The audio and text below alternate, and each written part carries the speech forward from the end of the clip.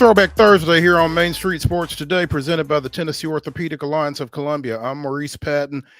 David Wilson joining us today as Wade Neely had a scheduling conflict, was unable to be with us today. We'll be back in tomorrow. So look forward to getting Wade back tomorrow. But right now, D-Dub in the house. David, good afternoon. Well, how we doing? We're doing all right, I guess, for Thursday. We're hanging in there, man. So, pitchers and catchers have reported. So life is good. Yeah, best time of the year.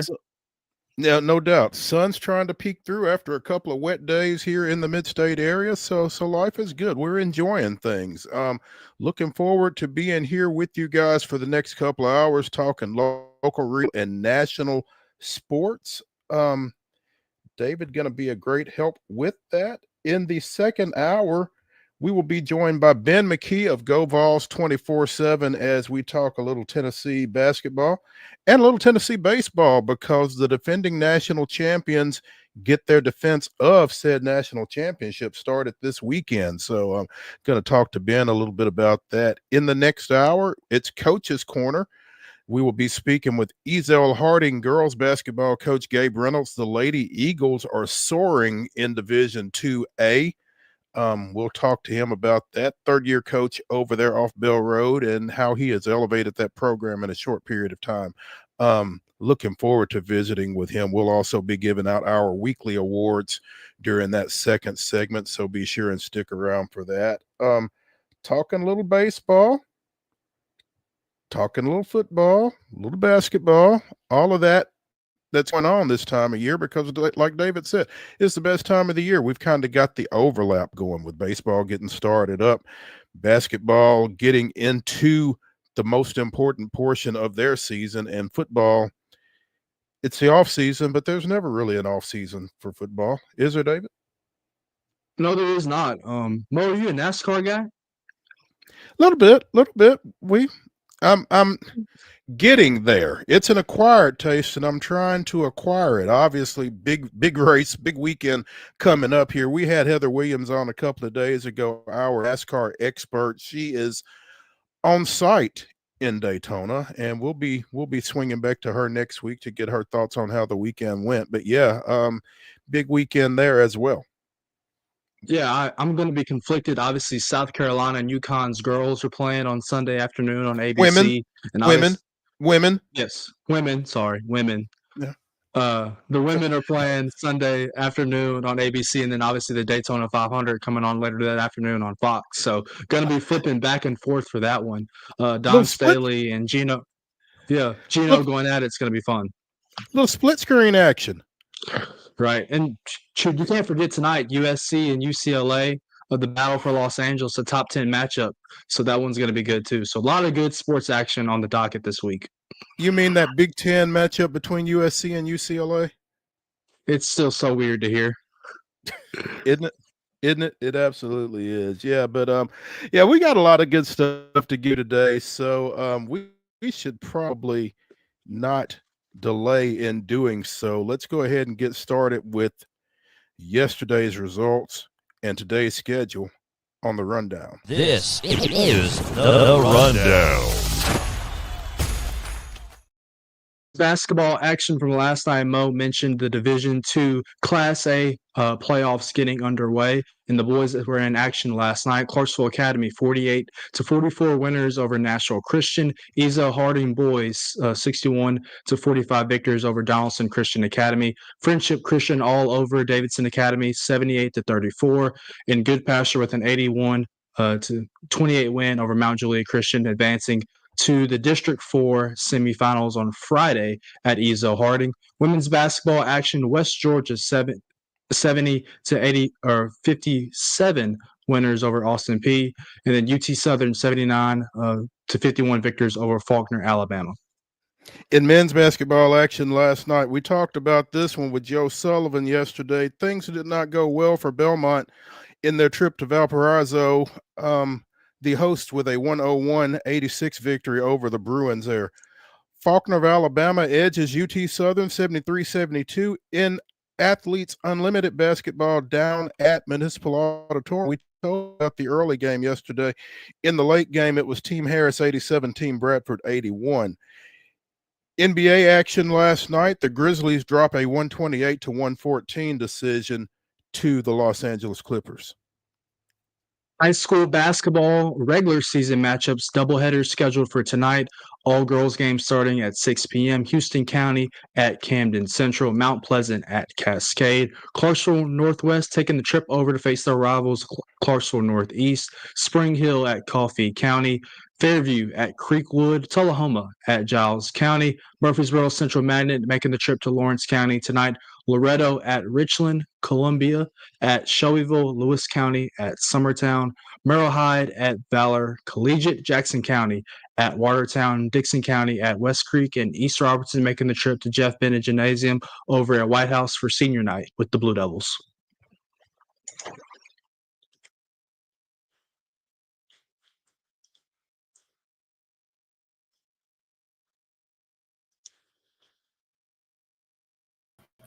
Are you muted, Mo?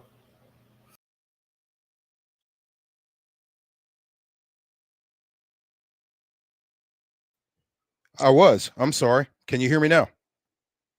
Yeah. Good. Sorry. Gotcha. Girls basketball only. Christian Community is at FC Boyd Senior Christian. That's a 5 o'clock tip. At 6, Clarksville is at Hopkinsville, Kentucky.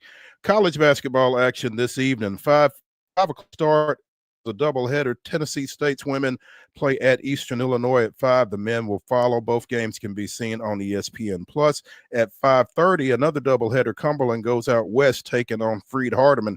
In the men's case, the Phoenix will be taking on the defending NAIA national champions.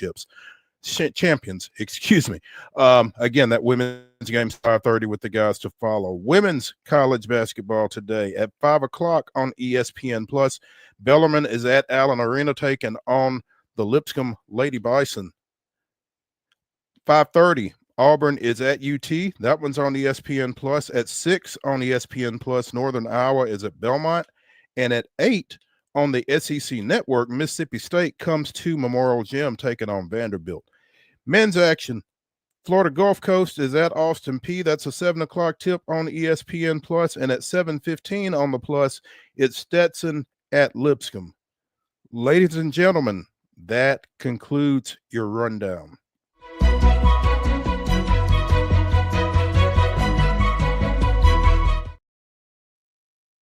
Your top story brought to you, as always, by the fine folks at Piggly Wiggly in Neely's Mill in Columbia. Be sure and check out their delicious daily deli lunch options available from 11 a.m. until 6 p.m. Also, their hand-cut meats and everything is cost plus 10% at the cash register. Piggly Wiggly, Neely's Mill, Columbia, bringing you top story. And the Tennessee Secondary School Athletic Association announced its Mr. and Miss basketball finalists for 2025.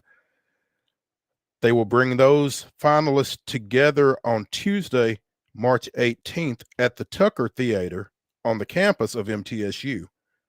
It's a 5:30 presentation of those winners there. So we will tell you who will be there for that. The finalists on the girls' side in Division 2A, Halen Ayers of the University School of Jackson, Dasha Baruch of the Webb School out of Bell Buckle, and Christian Academy of Knoxville's Maddie Braden are your D1A Miss Basketball. I'm sorry, your D2A Miss Basketball finalists.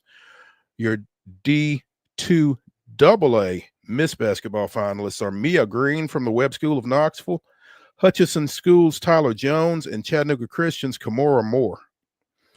In Class 1A, your Miss Basketball finalists are Wayne County's Blair Bogus, Layla Downs Darden from McEwen, and Ellie Graham from Moore County. In 2A, Miss Basketball finalists are Karina Bystreet from McMinn Central, Maddie Gray from Westview, and Allie Weathers from Loretto. In Class 3A, your Miss Basketball finalists are Jackson Southside's Jaden Askins, Dyersburg's Joya Crawford, and Heritage's Carson Swaney. In Class 4A, your Miss Basketball finalists are Bradley Central's Kamora Fields, Bearden's Natalia Hodge, and Brentwood's Ella Ryan, who I just saw drop 28 on Independence the other night. Your Mr. Basketball finalists in D2A, you've got Jaden Jones from Good Pasture, Preston Wade from Providence Christian, and Caleb Williams from Trinity Christian. D2AA Mr. Basketball finalists are Lipscomb's Cameron Blivens, Ensworth's Jonathan Sanderson, and Briarcrest's Fred Smith Jr. In Class 1A, Jacob Amonette from Pickett County, Alden Slaughter from Santa Fe, and Derek Robertson from Chattanooga Prep. In Class 2A, Loretto's Grayson Burleson, Gatlinburg Pittman's Ty Glasper, and Tyner's Rodney Henderson are your finalists. In 3A, it's Stone Memorial's K, Upperman's Ty Cobb, and Greenville's Trey Thompson. And finally, your Class 4A Mr. Basketball finalists, a little local flavor here, as Christian Brown from Franklin and Cortez Graham Howard from Hillsborough join Taquez Butler from Memphis Whitehaven as your Class 4A Mr. Basketball finalists. Lot of local representation on this list, particularly for us here in the southern Middle Tennessee area, as Alden Slaughter, who has been marching up the list of all-time leading boys basketball scorers in the state, scored 33 a couple of nights ago. He is now at 3,375 for his career, 12 short of taking over the number 6 spot on the all-time list for Tennessee boys high school scorers. So Mr. Basketball is not a career accomplishment list. It is based on what you have done in that specific season, but at the same time, again, this guy is one of the all-time leading scorers in Tennessee boys basketball history, and I will certainly be interested to see how he comes out. Speaking of boys scoring leaders, Loretto's Grayson Burleson just went over the 2,500-point mark not too long ago. Pretty good for his second sport. He was or is committed to Vanderbilt baseball. So, again, we'll be keeping an eye on both those guys. Yeah, no doubt, runs in the family. It does. It does. They have all been multi-sport athletes coming through Lawrence County, and certainly interested to see what's next for Grayson as he follows in the footsteps of a couple of really talented brothers, and got another one coming behind him. More on that on a later show. But again, a lot of local flavor amongst the Mr. and Miss Basketball finalists. Those winners will be presented Tuesday, March 18th at the Tucker Theater on the campus of Middle Tennessee State. A fairly close walk from the Murphy Center. So if you're familiar with where the Murphy Center is, then you can probably find the Tucker Theater. Dave, have you seen the McEwen kid, Layla Downs-Darden? I have not, but I was going to make a point, Mo, that there was so many players worthy of consideration and of these honors. I just think about just who we have on the north side of town. I think of Beaches Cutter Sisk, who was in that 4A mix with Cortez Graham Howard and Christian Brown from Franklin. He could have easily been in that consideration. I think of Allie Pennington from East Robertson in 1A, who's averaging over 22 points a game. So I think about those players. I think of Avery Coles from White House Heritage in 2A. There's a lot of great players that did not get this honor but have had fantastic seasons. So it's hard. It's a tough list to nominate players for. I know you have the honor of doing that as I, and it's really hard to narrow down players because there's so many good ones across the mid-state and the state overall. Absolutely. It really is tough to narrow it down 2-3. And as you said, it's unfortunate that a lot of really good players miss out on this finalist honor. And it's an honor just to be a finalist, as you said, because there are so many and there is so much talent across this state in both boys and girls basketball. So congratulations to all of these finalists, and good luck in taking home the big honor here in about 3 weeks or so. We'll be looking forward to that. Let's go ahead and take a break here on Main Street Sports Today, presented by the Tennessee Orthopedic Alliance of Columbia. When we return, it's time for Coach's Corner. We will visit with Ezel Harding girls basketball coach Gabe Reynolds, talking a little bit about the Lady Eagles. Stick around.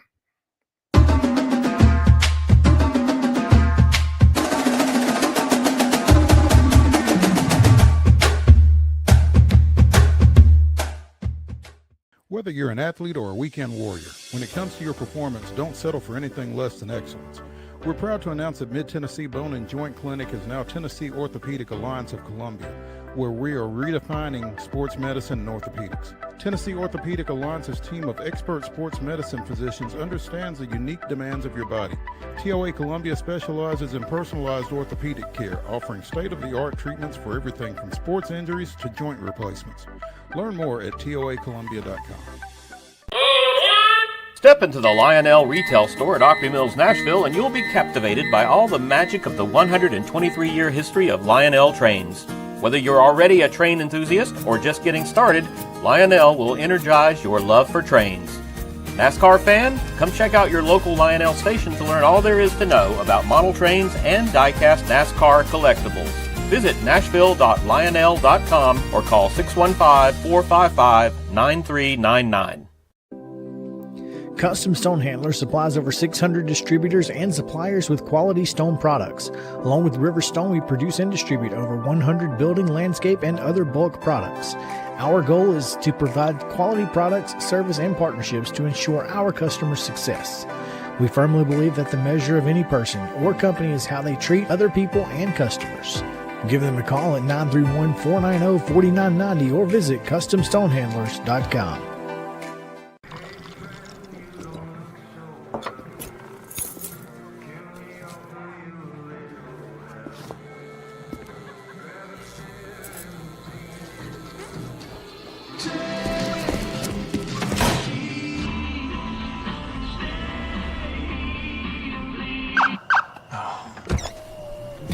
You're seeing the signs too, right? What signs? So Busy Bee is a very close-knit family. We fight just like every family does. We have arguments, but we always come out with a solution to the problems. We don't just fight about what we want, we fight about what customers need. We want to make sure that every customer we go to is more than satisfied.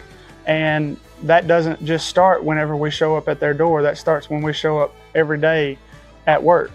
We want to make sure that we are serving our customers to the best of our ability.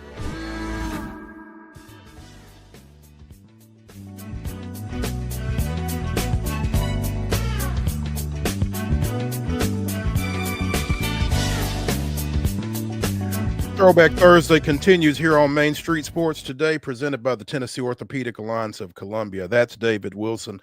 I'm Maurice Patton. We're coming to you from our homes on this Thursday afternoon, and it is Throwback Thursday. At the top of the second hour, we'll be throwing it back to a conversation we had earlier this week with the esteemed David Beauclair of the Nashville Post and of the First and 10 podcast. Talked a little Super Bowl, talked a little Titans. Really interesting conversation, as it always is with DB, and looking forward to running that back for y'all again at the top of the 3 o'clock hour. It is time for Coach's Corner, and as we await the arrival of Ezel Harding, third-year girls basketball coach Gabe Reynolds, we will go ahead and give you our weekly awards. Or no, we won't. We will go to Coach Reynolds because he is now with us, joining us again. Third-year girls basketball coach at Ezel Harding, Gabe Reynolds, here on Coach's Corner, presented by 10 Pin Alley Eat, Play, Party. Coach Reynolds, appreciate you coming in with us. Good afternoon. Good afternoon. Appreciate you all having me on. Oh, absolutely, man. Sounds like it's been a nice season to this point, but far from over, ideally, for the Lady Eagles. Yes, sir. It's been a good season. Been a very fun season for me as a coach. This is probably the best team that I've had the privilege of coaching, the most fun team I've had the privilege of coaching. These young ladies, they play hard for each other. They play together. Their vibe on the court and off the court is impeccable. It's better than what I could ever imagine. You know, and I would imagine that's something that you kind of been working toward over the 3 seasons that you've been there. Just take us through the build up to this 22-3 start for you all. Well, the pieces were already here. When I got the job 3 years ago, Reagan Williams, Briley Price, they were already here, but they also had Amaya. Man, I can't remember her last name now. I can't help you, Coach. Because I had a 1 year, but with that group, that foundation was already there, and Amaya was getting ready to graduate, but Reagan was a sophomore, Briley was a freshman, so I knew I still had pieces in place with her, with that group coming back, and then we just had some freshmen come in. I had a player return back from injury, Ariana Ridgeway. We got Olivia Anyemboy healthy, and eligible last year. And then we had 2 freshmen, Kendall Armstrong and Kayla Bolin. That rounded out the pieces that we needed to go with for this season. So we had a good nucleus. We didn't have much depth, but we made it work the best way that we could with a 7-person rotation. Oof. Again, 22-3, ranked number 3 in the current Tennessee Sports Writers Association's statewide poll in Division 2A, behind University School of Jackson and Providence Christian. Did you feel like, with what you had coming back in the situation that y'all were in, that you had this as a possibility? I think you've won what? 2, 4, 6. You've now won 7 straight here heading into postseason play. Do you feel like this was the type season that this team was capable of to this point? We went in with no expectations this year. Our goal was to just at the beginning of the season just be middle of the pack and just try to be competitive. And I think after our trip to Florida, where we played Milford High School out of Ohio, and we lost in that championship game, and we came back. I think that was when the turning point started to go. Going into the game with Good Pasture back on January the 15th or 16th, seeing how we played there, and then the Nashville Christian game right after that, it was like we never talked about it. We started hearing the noise. But I went back to a Nick Saban quote and was like, we're not going to let the rat poison get in and affect us. We're just going to just keep trucking. And we just wanted to fly under the radar. And we did that all season. But, it was later on, toward the end of the season was when we started talking about we might have something special and we might have a chance. Your last loss was to Good Pasture, as you mentioned, 63-50 back on January 15th. My cohort here is a Good Pasture graduate, so I'm sure he's got some questions for you, David. Yeah, Coach, I'd love to hear more about Ariana Ridgeway and Briley Price. She was someone that was on my Miss Basketball candidate list. Kind of talk about what those two provide for your team this year. Well, let's start with Briley. Briley is the heart and soul of the team. Briley is a natural athlete. She just loves to play. And when Briley is going, the rest of our team kind of goes right with it. Ariana has been our glue. She was our glue piece last year prior to tearing her ACL during the Christmas tournament at Lipscomb. But I always knew Ariana's game. Those two being right there, and they playing off each other, that's helped take the pressure off of Reagan Williams. That's taking some of the pressure off Kendall Armstrong. That's taking the pressure off Olivia as well. Because most teams have 2 players that they can focus on. We have on any given night, it could be any team with anybody with us. Briley doesn't just impact the game with scoring. She can facilitate. She can rebound. She can assist. She can play good defense. Ariana is a 3-level scorer that can score in the paint, at the mid-range, shoot the 3. I can play her in the post. She can run the floor and be a rim runner. Everybody's just so versatile, and it starts with those 2 right there. Coach, I loved how your schedule kind of rounded out at the end of the year, where Mo mentioned that you guys lost at home to Good Pasture in the middle of January, and you were able to kind of get some revenge last Friday night to win the district championship on the road against a really good team, a team that made it to the state championship game last year. I'd love to hear your message in the locker room pregame that got the girls fired up to be able to pull out the 2-point win on the road. Well, I can't take credit for my message. I have to go back to Bruce Pearl when he was at Tennessee, and he was playing. He was the number 2 team in the nation, and they were getting ready to play John Calipari and the Memphis Tigers, my Tigers. And I remember that speech, and it just stayed with me when Bruce said, "You got to have passion, poise, and purpose." We blocked out the noise. We knew everybody was going to talk about that game. Once Nashville Christian beat Good Pasture, everybody started looking at February the 7th and saying, that's the game, that's the game. So if it wasn't for Nashville Christian, we wouldn't have been in position. So we thank them. But in the locker room that particular day, we just wanted to have passion as we played the game, poise when they made their runs, poise when the crowd got into it, and we were playing with a purpose. We knew what our purpose was that night. And last thing I told the girls was, I don't know if we're the number 1 team in the district, but we were 32 minutes from being the number 1 team in the district.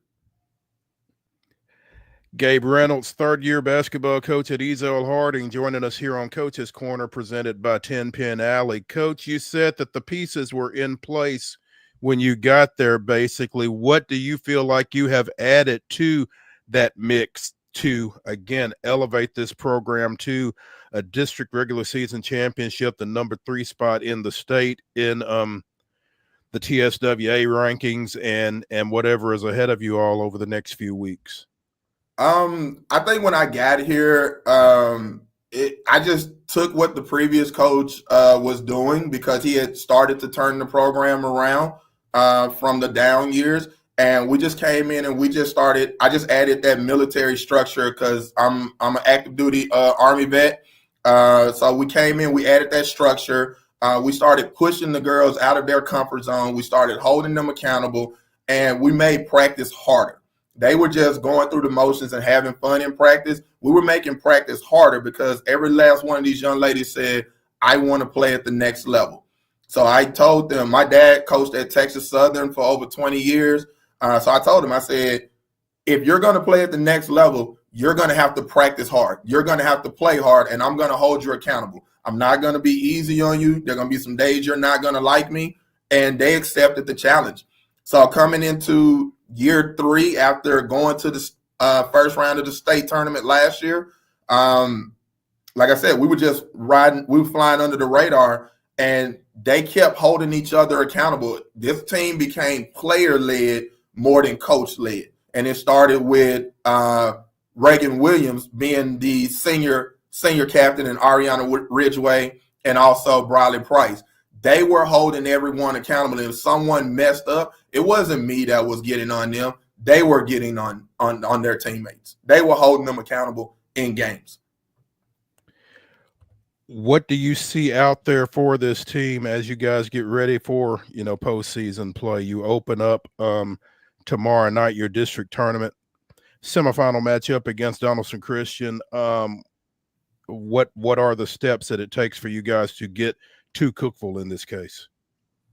We just have to keep being us. We have to not change what we're doing, keep our identity. We're not going to be someone that we're not. We're going to be who we've been all season. That's a grit and grind team. Like I said, we only have a 7-person rotation. So we can play fast. We can slow it down. We can play zone. We can play man. We're big on defense. Our calling card is defense. And if our defense is on point, then that's going to take care of everything else. We're going to go in, and we're not getting the big head. We're not too high. We're not too low. We're very humble. That's one of our mottos this year is humble but hungry. But we're playing together, and we're balling on Bell Road. And if we do those 3 things right there, we feel that we have a good a shot as anybody else to get to Cookeville and get to the Final Four. When you say you hang your hat on defense, I'm looking up and down your scores, and you've only given up 50 points 3 times, and it was all 3 of those games were in November. And so when you are holding folks to less than 50, you're always going to have a chance, I would imagine. Yes. The calling card is defense. We set a goal. My staff, they set a goal. It's like, hey, we have to score a certain number of points this game so that we can give ourselves a chance.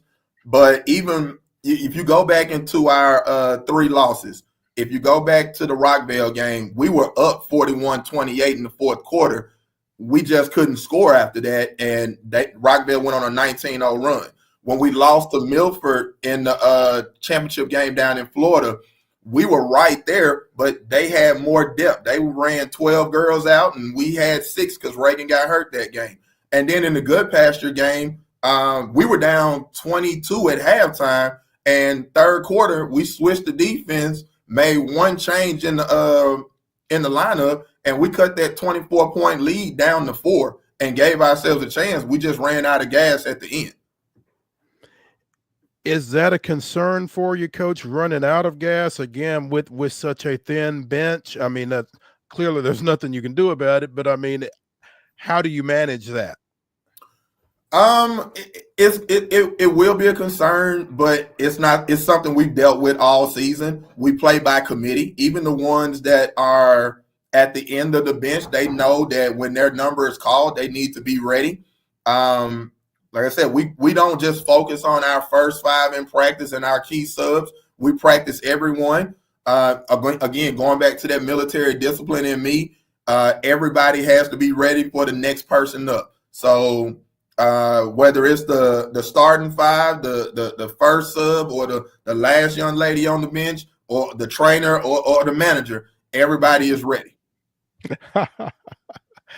Coach, I got to ask you, we are so social media based with this show as we look for who to tag from Ezel Harding girls basketball. Tell me about Dragon _Slim10, which is your Twitter handle. So I was stationed at Fort Bragg, which is now Fort Liberty, and I was a part of the 82nd Airborne Corps, and we fall under 18th Airborne Corps, which is the Dragon Brigade. So that was where the Dragon came from, Dragon Brigade. And when I was playing ball in college and in the military, everybody used to call me Slim, and my number was 10. So that's where Dragon Slim 10 came from. Awesome. I love it. I always love those Twitter handles, those social media handles that have a story behind them. So that's cool to know. Dave, you wanted to get some postseason intel from Dragon _Slim10? Yeah, Coach, 2-part question right here. First of all, have you allowed yourself to kind of close your eyes and think about the emotions of what it's like to host a district tournament this week? I know that's special in itself. And then are there any challenges being at home, having to prepare your team for that? Yes, I have been able to focus on that and just live in the moment for a second. I think my time at Stewart's Creek as an assistant coach, we hosted the district tournament there, and we hosted the region tournament. So I feel like I'm a little bit better prepared by going through it there with them. Tomorrow's going to present a challenge for us, so I kind of I wanted the girls to maintain our same routine. We get out of school here at Ezel at 2:45. We play at 4 o'clock. Normally, we get out of school, we go in the shoot around, we have pregame meal, and then they're off their feet. So we're going to stay with the same routine. With it being here, I've already cleared it with admin. We're just going to move everything up. I started looking at that right after the Good Pasture game while everybody else was celebrating and happy. I started looking at, all right, what I got to do, what's going on. So I don't think the challenges are going to be too big. The parents have already said they're going to be here. And one thing I can say about the Ezel faithful, they travel and they will show up and they will show out. With game being right after school at 4 o'clock, our student body has the opportunity to be here. The boys play right after us, so you're still getting that same double header. So I think everybody's going to come out. Faculty and staff will be here, and we've even talked about bringing the little kids from extended care and aftercare over and just making it a real loud environment during that time while they're waiting on their parents to come pick them up. That sounds fun. And also, Coach, your Thanksgiving tournament kind of helps you a little bit in terms of getting ready to host tournaments as well, I would imagine. Yes, that was done with, we just planned it last year, and this was our second year. So we kind of knew, like, hey, where the hospitality room's going to be at, where the locker rooms are going to be at, how to keep everybody on time, getting the officials in and out, everything that anybody else would probably stress over. My staff and I and the admin, we're already prepared for it. So we're looking forward to having a good district tournament here. Looking forward to a fun 2 days. Hopefully we can pull out the district championship for the first time since 2016 and continue to keep making history here on Bell Road at Ezel Harding. Coach Gabe Reynolds, Ezel Harding girls basketball third-year coach, joining us here on Coach's Corner, presented by 10 Pin Alley. Coach, we appreciate you taking some time with us. Wish you luck here in the postseason, starting with this District 4 tournament that gets going tomorrow night, and we'll be keeping an eye out for you. I appreciate you all having me, and go Lady Eagles. Thank you, sir. Thank you. All right. Hey, before we get gone here in this segment, again, we do want to present some awards. Our Custom Stone Handlers Into Win Life Team of the Week is the Independence girls basketball team.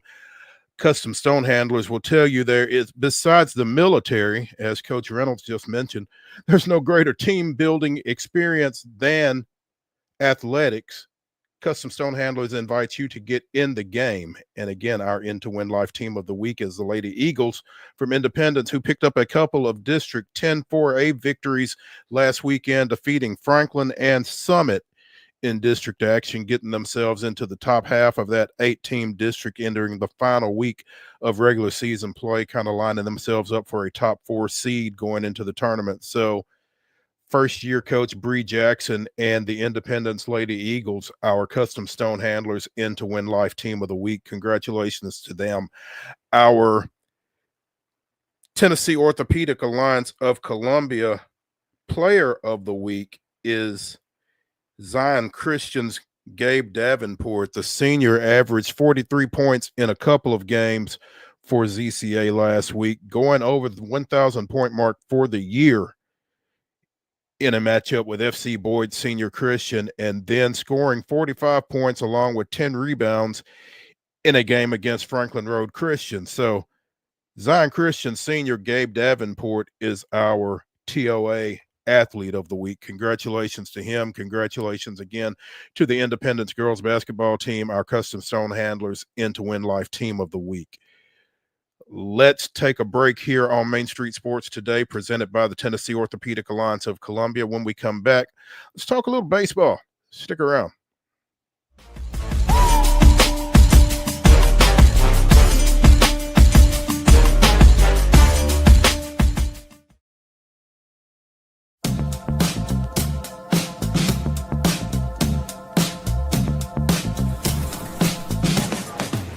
Do you want to be a bad man? Yes, you do. Do you want to taste sweet salvation underneath the summer moon? Do you need another hand now? Yes, you do. Go see Miss Josie down on Columbus Avenue. All right, Columbus Avenue. At Delta Dental of Tennessee, we know our success begins and ends with providing superior quality service, and that includes serving those who need it most. This year, we're celebrating 25 years of giving back to the community we call home. Delta Dental, along with our Smile 180 Foundation, supports Tennessee's dental colleges and oral health education, children's hospitals, free and reduced cost dental clinics, and other like-minded charities. Here's to the next 25 plus years of ensuring healthy smiles.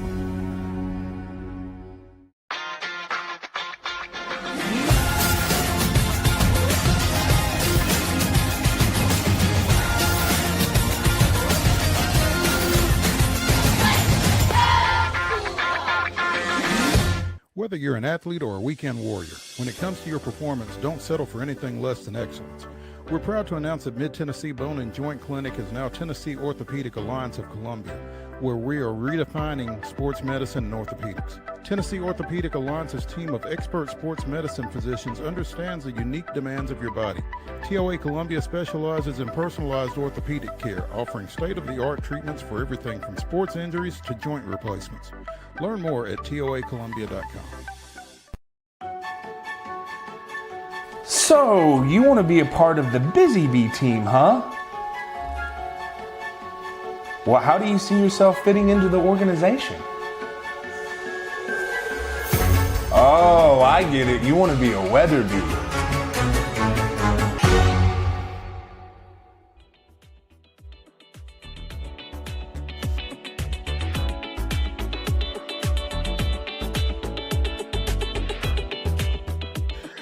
Throwback Thursday continues here on Main Street Sports today, presented by the Tennessee Orthopedic Alliance of Columbia. That's David Wilson.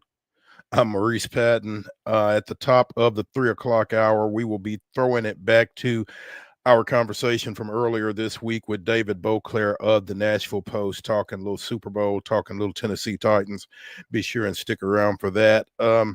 Right now, talking a little baseball. And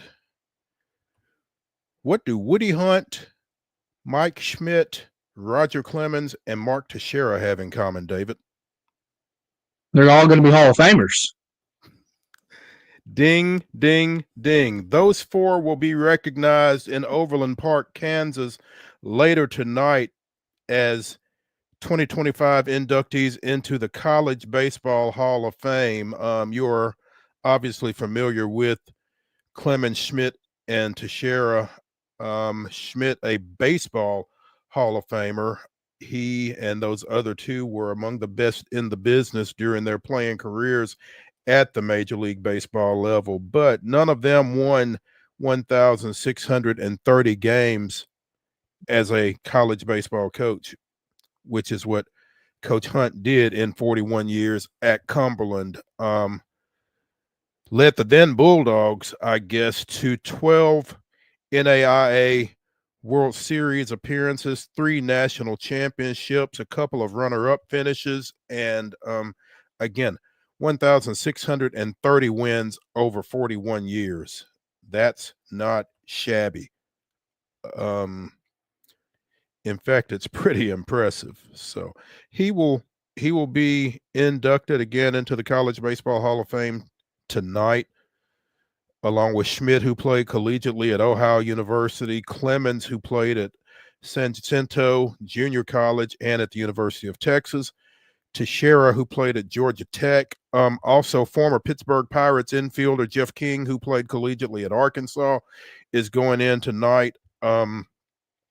Longtime North Carolina coach Mike Fox will be recognized. I think you've got about 12 guys total being inducted here, 2, 4, 6, 8, 10, 11. So it's a great honor for all of them, including Coach Hunt, who again had a fantastic coaching career over in Lebanon and is certainly deserving of this honor. I think this is one of like 7 halls of fame that he is a member of.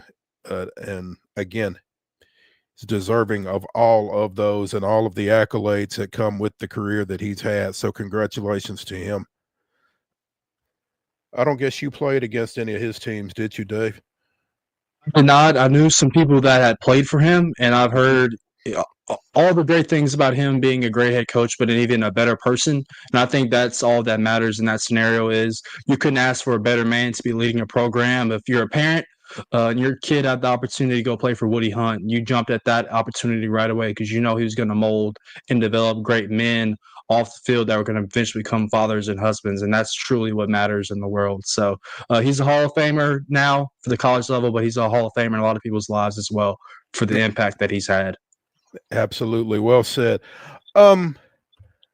Spring training has started for most of your Major League Baseball teams, but that doesn't mean that moves aren't being made. The Boston Red Sox and Alex Bregman agreed to a 3-year, $120 million deal that was announced late yesterday. much to Wade's chagrin, big Astros fan.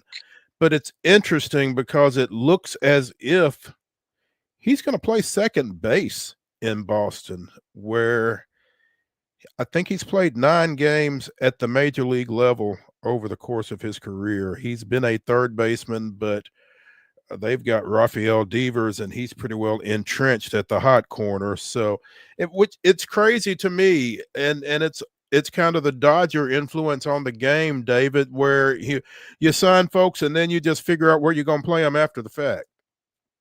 Yeah, I think this was a big move for the Red Sox, Mo. You think about the last couple of years, ever since they traded away Mookie Betts, which I think we all can still shake our heads about that. The Red Sox were not spending money in free agency. They weren't very big players. And the players that they did go after in free agency, whether it was Juan Soto, Corbin Burns, they were swinging and missing on. So I think they just finally decided that we have to pony up and pay a big figure. I mean, Alex Bregman's getting $40 million a year. Obviously taking out the deferrals, but they stepped up their game and gave him that $40 million annual average, and he wasn't going to turn down that opportunity in free agency. So, I mean, he's a proven postseason guy. I mean, he's a 2-time World Series champion. I think you can figure out the defensive aspect of it later, but Bregman can hit, and he's had really good numbers in Fenway Park, and he lengthens that lineup. I mean, that top 3 right there of Jarren Duran, Bregman, and Rafael Devers it's not shabby at all. That's a really good top 3 lineup. Now you have to figure out the pieces around them. Yeah, and it's going to be interesting because, you got the Yankees and you got the Orioles, who are pretty much the top of the AL East. Boston trying to get back up, like you said, not spend a lot of money and haven't had a lot of success. They've missed the playoffs each of the last 3 years. So they'd like to feel like this is another piece that gets them back a little closer to that postseason mix after bringing Walker Buehler and Garrett Crochet in over the offseason, as well as Aroldis Chapman. And, again, like you said, he lengthens that lineup. I don't know what he does for you defensively, moving from third to second, but it's really becoming a game of offense anyway, especially with the pitching that you're seeing across both leagues. So, Mo, again, if you think about it, all of the teams in that division are basically going for it. I mean, Tampa Bay is always competitive. They kind of lay under the radar when it comes to free agency and trades, but they're always developing. But you think about the other 4 teams in that AL East, you got Baltimore, they're going for it. They spent money this offseason. Toronto has spent money this offseason. They were begging Soto to take all their money. Obviously, the Yankees have gone for it, and now the Red Sox. So that AL East is going to be very competitive this year because all of them want to win, and they want to win right now.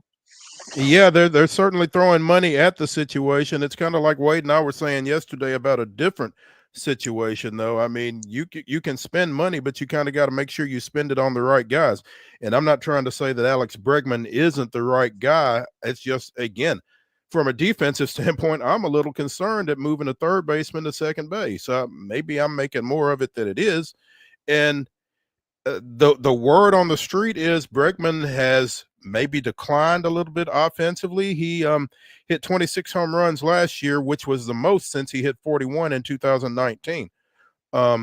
Finished hitting 260 on the year last year. He'll be 31 next month, which certainly isn't old, but I think you got to wonder. And from that standpoint, again, Boston threw 40 a year at him for the next 3 years. Especially in the third year, what's that going to look like? Yeah, you made really good points. I think the Tigers offered him 6 years, 175, and the Cubs offered him 4 years for 120. So he had contracts with longer lengths, obviously less annual value. So he took the one with the most. But I think that, you got to think about all these things. He's played in an indoor park for half of his home games as well. Now you're going to Boston during the beginning of March. In April, it's a little cold and nippy up there. So, I mean, all those things are points that you think of offensively as well. And he's a Southern boy. Played his college ball at LSU. So that's an excellent point as well. It's going to be a little nippy there early in the year. How does that translate? Certainly worth keeping an eye on. But yeah, Boston kind of in an arms race in that AL East and had to do something. And so this was it. we'll see what it looks like for him. We've talked on this show a few times here over the last few days about the ill-fated trade between the Lakers and Hornets.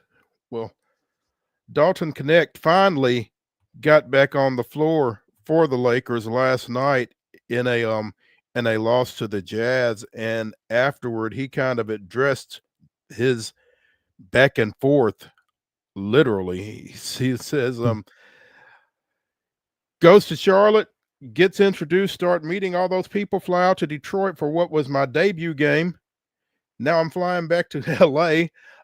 He got back late Sunday night, did not play Monday against the Jazz, got in last night, went 3 of 7 with a steal, finished with 10 points in 17 minutes. Said at the end of the day, I just wanted to hoop. And Wade and I kind of wondered what it would be like going back in, not so much into the locker room, but into that organization after you've been traded. I mean, there's got to be a little bit of, do these guys really want me? Well, clearly they don't, because they traded me. I mean, how does that work just from a mental and emotional state, I wonder? Yeah, what's crazy is the fact that from everything that I've heard on ESPN and the reporting is that Charlotte is still disputing this trade. And so the fact that it could possibly, which would be nuts, go back the other way where the trade gets sent through again, where he does end up going to Charlotte and Mark Williams goes to LA would be kind of wild to me. But, I think he would, for him personally as a player, he would have thrived more being in Charlotte. He would not have been a role player there for the Hornets. He would have been one of their starters. And with Brandon Miller, local boy, shout out Cane Ridge, being out for the year, he would have seen significant minutes in that lineup alongside LaMelo Ball. So, he's a role player on the Lakers. I think he'd rather be a starter in the league. But, he's, as he mentioned, he's a professional. He wants to just do his job. And but I think that just comes with the business. I think it is a business, and the Lakers, we all know that they need another big, they need a center to replace Anthony Davis, and so Mark Williams was that guy that they targeted, and that's just kind of what they needed to fill out their roster for the long term and the future as well, because Mark Williams is a young guy out of Duke that could pair with Luka Doncic for years to come. Yeah, and I think that was really what they kind of saw, and to your point, David.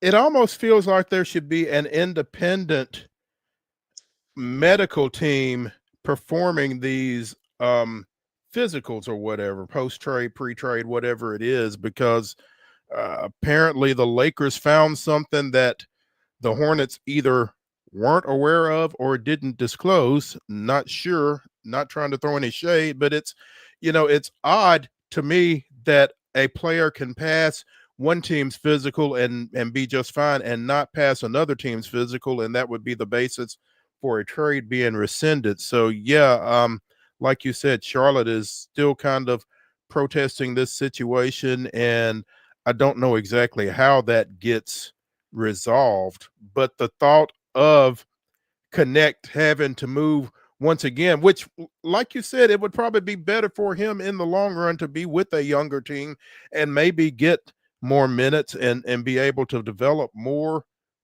with that young team, as opposed to in a situation with the Lakers where they've got postseason aspirations and further. So again, clearly this is going to bear watching as Charlotte continues to press the issue. And I guess I just hope Dalton is renting and not buying wherever he is. But JJ Redick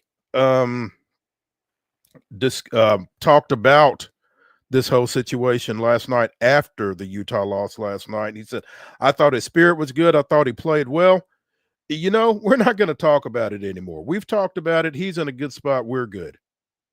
And I can see why you might want to downplay where Connect's head might be in this situation, but I don't think you can get around the fact that this is weird. Absolutely. Mo, what I think about As a Braves fan, I think about Jesse Chavez. I think about Adam Duvall, all the times that the Braves have let them go and they just end up coming back, and how kind of awkward it is at first. But that was the first thing that my mind kind of clicked to in that scenario is, man, how many times have the Braves let Jesse Chavez walk, or they traded him a couple years ago just to get him back when he cleared waivers and got released? That was the first thing that kind of walked through my mind is just, Dalton got to go back to familiar locker room like nothing ever happened. If he produces like Jesse Chavez, I don't know that he'll get traded again, but we'll see how that goes. The University of Tennessee announced earlier today its 2025 Athletic Hall of Fame inductees, and I invoked this phrase earlier this week talking about Andy Kelly going into the Tennessee Sports Hall of Fame. Invariably, when we're talking about a Hall of Fame class, there will be somebody in it, and it's like they're not already in, ? Eric Berry is the only unanimous All-American in the two-time unanimous All-American in the history of volunteer football. He is one of 8 inductees in the UT Athletics Hall of Fame class of 2025. They will be recognized the weekend of April 11th and 12th on campus. You know how long that protocol period is to put somebody in? I don't know. That's crazy question. to me that he's already in there. That was a fantastic player at the college and pro level. I don't know what the protocol is. It's not mentioned in this release. He played there from 2007 to 2009 before making himself eligible for the NFL draft. Obviously went on to have a great career with the Chiefs before his career was interrupted by cancer. But yeah, just at the collegiate level, 2009 Jim Thorpe Award winner after being a finalist in 2008. Was a finalist for the 2009 Nagurski Trophy. Tennessee won a pair of bowls during his tenure there. He was a freshman All-American, 3-time All-SEC, SEC Defensive Player of the Year in 2008. All-time SEC leader in career interception return yards. Man, it was fun watching him pick one off because he always had the ability to take it to the house. Holds the UT career record for yards per interception return, 35.3. And again, went on to play 9 seasons in the National Football League. He is a member of the College Football Hall of Fame, the Tennessee Sports Hall of Fame, and was a 2024 SEC Legends honoree. And he will be going again into the UT Athletics Hall of Fame in April, along with men's basketball standout A.W. Davis, who will be going in posthumously, passed away in 2014.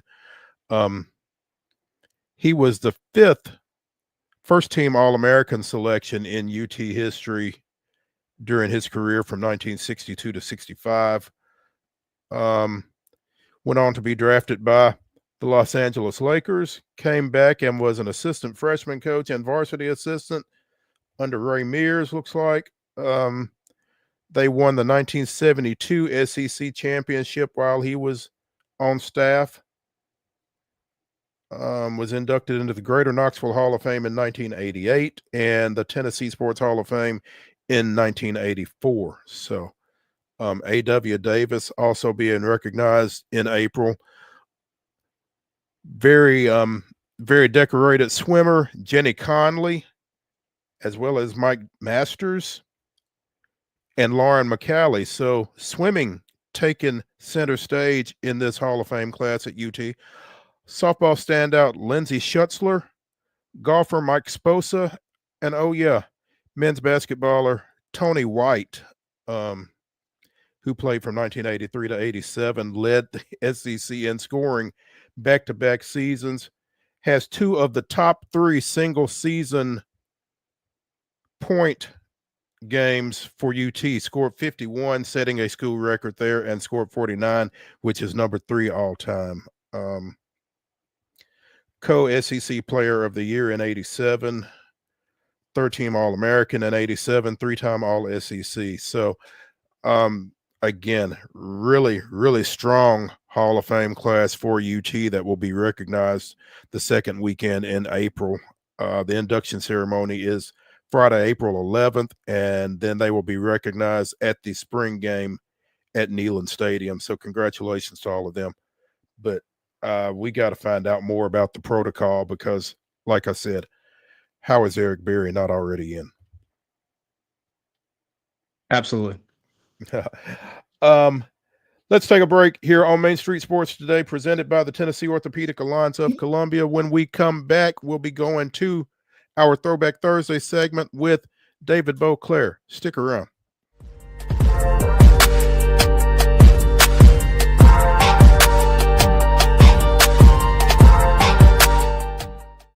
Hi, I'm Dr. Vilay Saisuka, CEO and founder of Premier Foot and Ankle Centers of Tennessee here in Murfreesboro. We offer foot and ankle care from ingrown toenails to diabetic foot wounds. We also fix ankle fractures and things like that.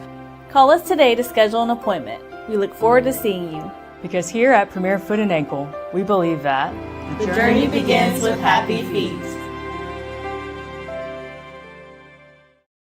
Whether you're an athlete or a weekend warrior, when it comes to your performance, don't settle for anything less than excellence.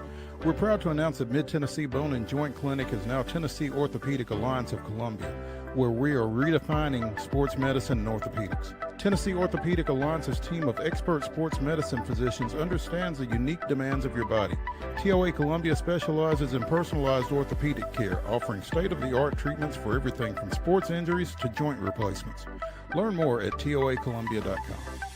Jones & Lang Sporting Goods here in Columbia has been outfitting teams, officials, and anybody else from T-ball to college for 50 plus years. Be sure and check them out at 931-388-8060 or online at jonesandlang.com. Jones & Lang Sporting Goods, the look of a winner. Zion Christian Academy, zioneagles.org or 931-388-5731. You can schedule your appointment. Go tour their campus. It is beautiful over there, and you're definitely going to want to see it. Again, it's zioneagles.org. Give them a call, 931-388-5731, and schedule your tour today. Custom Stone Handler supplies over 600 distributors and suppliers with quality stone products. Along with River Stone, we produce and distribute over 100 building, landscape, and other bulk products. Our goal is to provide quality products, service, and partnerships to ensure our customers' success. We firmly believe that the measure of any person or company is how they treat other people and customers. Give them a call at 931-490-4990 or visit CustomStonehandlers.com. Piggly Wiggly, located in Neely's Mill Shopping Center, is Columbia's locally owned and operated Cost Plus 10 grocery store dedicated to serving the community with low prices and smiling faces. Piggly Wiggly offers fresh, hand-cut meats daily as well as daily hot plate lunches from their deli counter. You're certain to see smiling faces and a helping hand when you're here at Piggly Wiggly. Come by and check out our fresh produce, high-quality meats, and more. Down home, down the street, we'll see you at the Pig.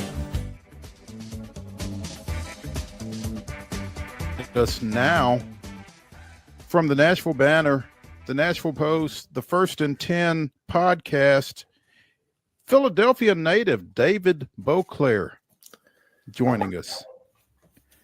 David, I know you are a professional journalist and you probably declare no fandom at this point, but at some point, how big of a Philadelphia Eagles fan were you?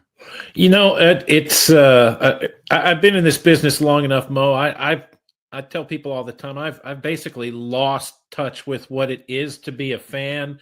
I certainly watch my teams that I grew up watching much more so than any others, and I pay attention to them. But I don't feel the emotional investment watching games, even a Super Bowl game like a typical fan does. But yesterday was a really special day, and as was a few years ago when the Eagles won before, but it was a little better this time.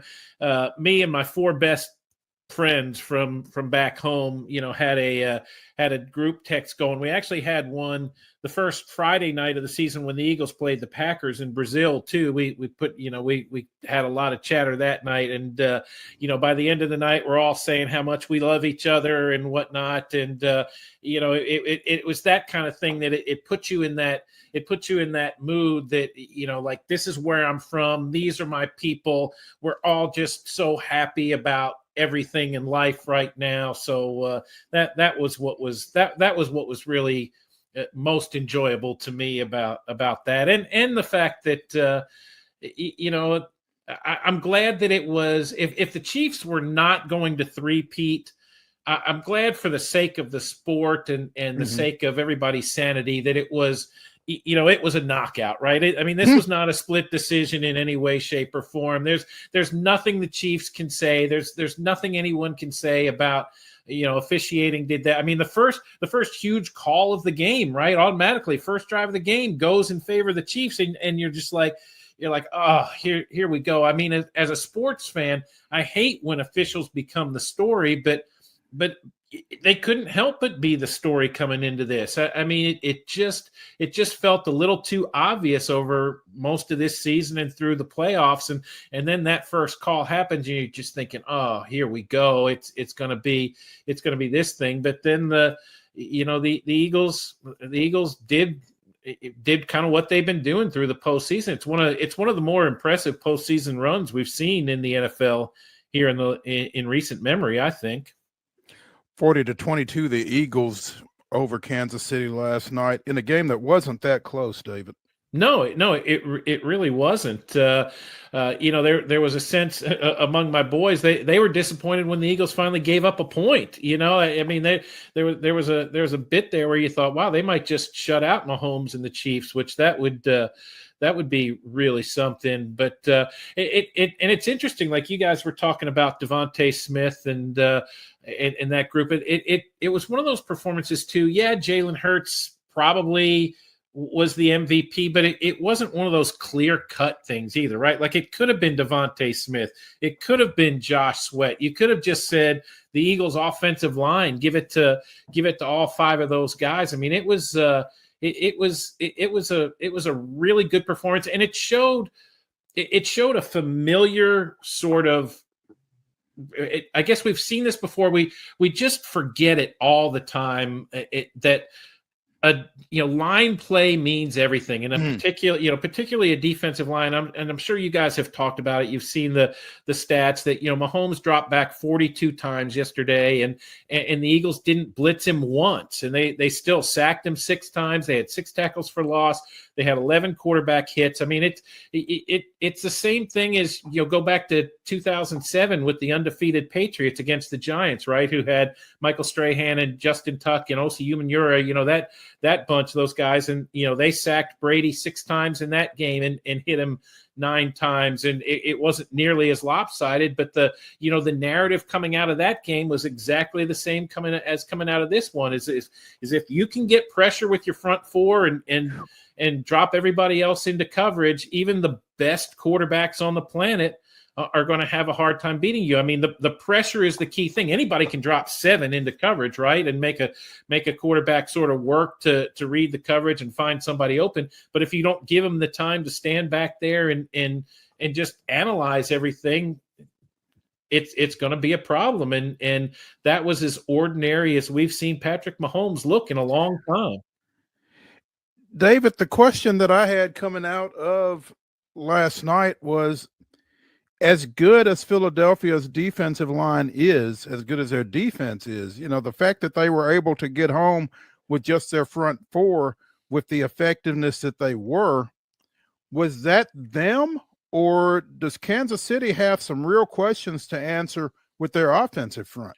I think it's a little bit of both. The Eagles' defensive line has been good all year. It got better as they went, and people knew that all season long that the Chiefs' offensive line wasn't as good as it's been. They lost a couple people. They had guys playing out of position after injuries and whatnot, and Mahomes and Kelsey and those guys, they can cover up a lot for a long period of time. And, we saw the same thing with the Bengals a couple of years ago when, they starting with that playoff game here in Nashville, that when Joe Burrow got sacked, what was it, nine times, but they still, they still won the game and got themselves, to the Super Bowl and ultimately couldn't finish it off there. I mean, eventually, again, this is what I say, we nobody wants to talk about it until these moments happen, but we all know it in our very core that line play means everything. Like just think about the fact too. You guys were talking late in the last bit there about the guys who have won the Heisman, the national championship, and a Super Bowl, right? And there's now 5 of those guys. Not one of those guys is a quarterback. Right? I mean, not one of those guys is a quarterback. Like, think about how many quarterbacks have won Heisman trophies and none of them have put that trifecta together. Like, what does that tell you? It's a heck of a point. David Beauclair of the Nashville Banner joining us here on Main Street Sports today, presented by the Tennessee Orthopedic Alliance of Columbia. DB, how excited is Jim Washburn about the way things played out? As we sit here talking about defensive line play and his son Jeremiah being on that Eagles staff, and they just really showed up and showed out last night. Tammy Beauclair and I were talking about that at one point during the game, that I wish I could have seen Jim Washburn, because I loved my time working with Jim Washburn, and one thing about Jim is he is authentic and in his emotions at the moment, and he has a lot of emotions, and I guarantee you he watched a good portion of that game through tear-filled eyes. I mean, he just A, because it was his son's unit.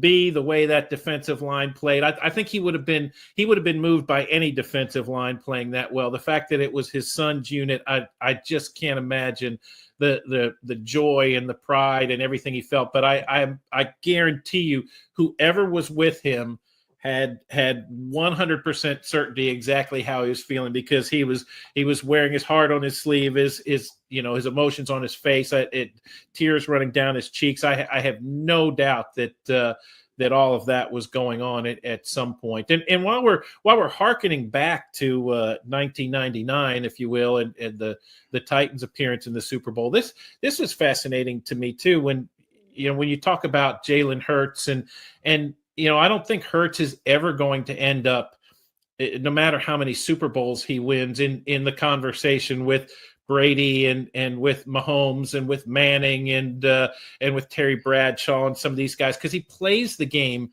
a different way, right? But just think about what he's done in his two Super Bowl appearances. Steve McNair in 2000, the 99 season, set the Super Bowl record for rushing yards by a quarterback when he carried 8 times for 64 yards. That record stood until 2 years ago when Jalen Hurts broke it with 70 rushing yards, and then last year Mahomes topped it with 66, and now Hurts topped himself and everybody else again with 72. So it wasn't like it was a bunch of designed runs and some of the stuff that you see like the Ravens do with Lamar Jackson necessarily either. I mean, it was this guy doing what he needs to do to win the way McNair did. But you're starting to see a little bit more of kind of Steve McNair's impact, I think, on the NFL. You can draw a pretty straight line, I think, between Hurts and McNair a lot of ways, and I think Steve would be tickled that it's a guy like Hurts who has that record now instead of him. Yeah, David, the one thing that I found just absolutely mind-blowing is Saquon Barkley. Yeah, he carries 25 times. He only has 57 rushing yards. I think, number one, if you came into the game and you said that was his stat line, you would not like the Eagles' chances necessarily. But more mind-blowing than that, he didn't lead the Eagles in rushing, but Hurts and Barkley both outrushed the Chiefs as a whole. And I know they got behind the 8 ball early, but man, what can we make, if anything, of the pure and utter lack of a ground game from Kansas City. 6 combined carries between Pacheco and Hunt last night. Yeah, well, I mean, the score obviously had something to do with that. You know, the Eagles eventually turned them one-dimensional, but it felt like the Chiefs that was their plan from the start. It seemed like they wanted to maybe throw to set up the run, and just never got to it. And you know, Saquon Barkley, say this too, he was the Eagles' leading receiver in terms of catches. He had 6 of them too. So, you know, he found ways to contribute even though he wasn't the dominating runner that we've seen the last couple of weeks. You know, how Nick Sirianni said it after the game though too, right? You know, they asked him, how do you become a good coach? And he said, you get good players. And I think that's what, you know, Mike Vrabel kind of said the same things a lot of times during his time as Titans coach. And there, you know, there's a lot of truth to that. And, you know, this Eagles team had a lot of good players, and they were healthy at the right time. It's funny to think that this time a year ago, there was speculation about whether Nick Sirianni would keep his job after the Eagles had started 10-1 and then fell apart down the stretch. But it was, you know, injuries got to them. Hurts in particular wasn't healthy, played through some stuff, and they didn't have the kind of ground game that they do this year. It just, you know, you put enough good players on your team, and it's probably pretty easy to coach those guys. Well, David, to your point, they were saying that after week 6, after barely beating the Browns. And I find it fascinating. It seems like we might have unlocked something, whether it's Ohio State or the Eagles. You just got to simply leak out that you want your coach fired in the middle of the season, and all of a sudden your team runs off and wins the whole thing, it feels like. What a turnaround for him and that coaching staff. Yeah, and you have to feel like, I mean, obviously nothing's certain, but you have to feel like he's not going to be hearing those rumors, or he's not going to be on anybody's hot seat list for a while now. I mean, you win a Super Bowl, you go to 2 in 3 years, you know, you have 54 wins including the playoffs in your first 4 years as an NFL head coach. It's going to be pretty tough for anybody to run him out of there unless he says or does something really, really stupid that leaves the Eagles no choice. And he, you know, you said it, Mo, I grew up there, right? I mean, he sort of fits what people in that town like too. There is, you know, the teams for the most part that have done well in my lifetime, the Philadelphia teams, they sort of gravitate to the city's mindset, and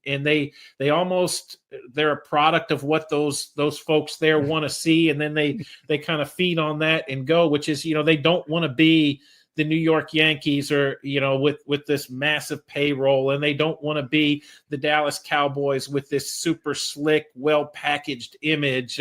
You know, they want to be a little bit ugly, a little bit rough around the edges, and I think Sirianni certainly fits the collective mind's eye of the Philadelphia sports fan, if you will. You know, to steal a phrase from one of Wade's favorite teams, they want to be a little grit and grindy. Yeah, I guess. Yeah, I mean, just think of the you know, like the '93 Phillies, right, with John Kruk and Darren Dalton and Lenny Dykstra, and, you know, what kind of a Mitch Williams, you know, the high wire act every time you got into a closer situation. Just what, you know, that, but people, you know, people ate those guys up, and you back in the mid '70s, the Philadelphia Flyers and the Broad Street Bullies. I mean, there was nothing poetic or beautiful about the hockey they played, but I guarantee you, I could get off the plane in Philadelphia right now, probably within 2 minutes, find somebody who could name 12 guys off that team. You know, I mean, people still love that bunch. David, as we kind of spin it forward, and again, so much talk about this being 25 years now since the Titans were in the Super Bowl, and obviously that famous or infamous matchup with the Rams there down in Atlanta. You know, where is this team in terms of that? Yeah, it's a long way off. I have never, you know, in all the years, and I have covered this team in some way, shape, or form since they showed up as the Tennessee Oilers in 1997. And I have never seen a version of the Titans or Tennessee Oilers that had so little sense of self and had so little idea how it was going to find a way to win a game. And I think that lack of identity was recognized widely by the fan base. The apathy in the stands was the worst I've ever seen it. There were some of the smaller crowds I've ever seen down there at Nissan Stadium. So Brian Callahan and the new front office staff, they have a long way to go. It's not just a couple of holes that they have to plug here. They've got to figure out who they are right now. They have to figure out who they want to be and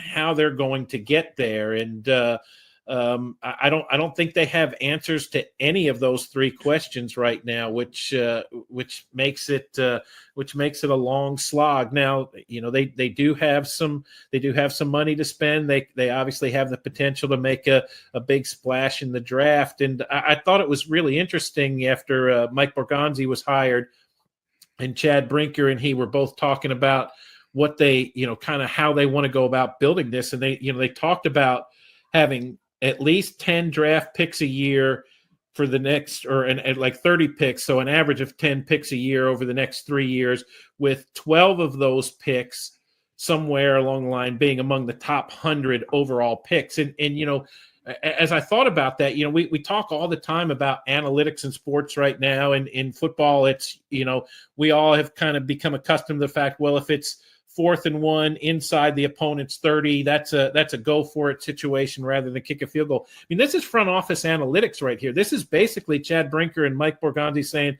look, as much as we want to do it, we're not going to hit on all our draft picks. We're not going to hit on all our high draft picks, but the numbers tell us if we're going to string together good draft classes, this is the massive sort of number of picks that we have to throw at this problem. And so I'll be really interested. They don't have 10 picks right now in this coming draft. They don't have 10 picks lined up for either of the next 2 drafts. So I'm really interested to see how they go about amassing these picks they want to get, if they can get the numbers they want, and then see what they can do about it. But it sounds to me like even those guys are basically saying this is not going to be a 1-year quick fix. Best case scenario, in 3 years we're going to be good. When you talk about that number of draft picks that they want to try to get, are they telling us without telling us that they are not going to be exercising the number 1 pick? I think that, yes, I think that's exactly what they're saying. The game. I guess the thing is, like, do you really want Travis Hunter? Like, Travis Hunter seems to me like a guy a piece you could build around, right? And if he's the guy you want, how far back can you go and still get him? I think the answer is probably not very far. So can you get, like, you think back to 2016, for example, when John Robinson traded from number 1 back to number 15 and amassed a lot of picks, then got his way back up to number 7 or 8 to get 7, I think it was, or no, number 8 to get Jack Conklin. That was, I thought he did a good job with sort of making that happen. And can this bunch pull off a similar move like that? Or if you're okay with not drafting one of the quarterbacks and not drafting Travis Hunter, for example, then what is it exactly you're looking for, and how do you go about getting it? I think free agency obviously is going to play a factor into that. If I was a betting man, I would put money down right now that says the Titans ultimately are not picking at number 1 when that clock starts in late April. Wade? I was just going to point out one other quick thing, somewhat dubious for the Titans, but it was cool to see. We talked about, obviously, the matchup versus the Rams. They had the pregame Super Bowl coverage, the sit-down interview with Kevin Dyson. And, Mo, you'll love this. He was rocking the Centennial swag on set there. So it was cool to see. And we got Samuel Jackson shouting out, "Tighten up," Although I don't think he was necessarily referring to the NFL franchise. That's right. The clip will beg to differ otherwise. But there were a few little Titans overtones throughout the course of the weekend. Yeah, it's funny. I need to go back and find that Kevin Dyson thing. I went out to brunch yesterday morning, and I was in a restaurant, and I could see off in the TV that they were doing something. I thought, I got to remember to watch that when I get home, and I didn't do it, so I'll have to go check. But of course, the other side of it was, and you mentioned this last segment too, Wade. AJ Brown, DeAndre Hopkins, both scoring touchdowns. Like one you were okay with the Titans trading away. It's like, okay, DeAndre Hopkins, I get it. You don't need to be here. Go try and get yourself a championship. That was good. But the AJ Brown thing still just I think it hangs over this franchise like a cloud. And it's not like AJ was dominant in that game, but you saw the one catch down the sideline, just the ease with which he just sort of puts his hands out and catches the ball. And there's nobody like that on this roster. And there was nobody really like that before. I mean, if you were to write a book right now on the 25-year history of the Tennessee Titans to this point, there would absolutely be a chapter on the quest for wide receivers, right? Like, starting with drafting Kevin Dyson in 98 instead of Randy Moss. And, Dyson was a good player, but he was no Randy Moss, signing Carl Pickens, and that turned into a disaster in 2000. Bringing Andre Johnson in, and 5-6 weeks into the season, he decides he wants to retire. Eric Moulds at the end of his career. There's been this constant quest for, even Randy Moss coming here eventually. What was whatever year that was, and then Vince Young wouldn't throw the ball to him. It was the darndest thing. This has been a place where wide receivers go to die. And AJ Brown and DeAndre Hopkins are the two guys who, in a lot of ways, broke that mold. Brown was the draft pick that this team had always wanted, and he was as good as anybody could have hoped.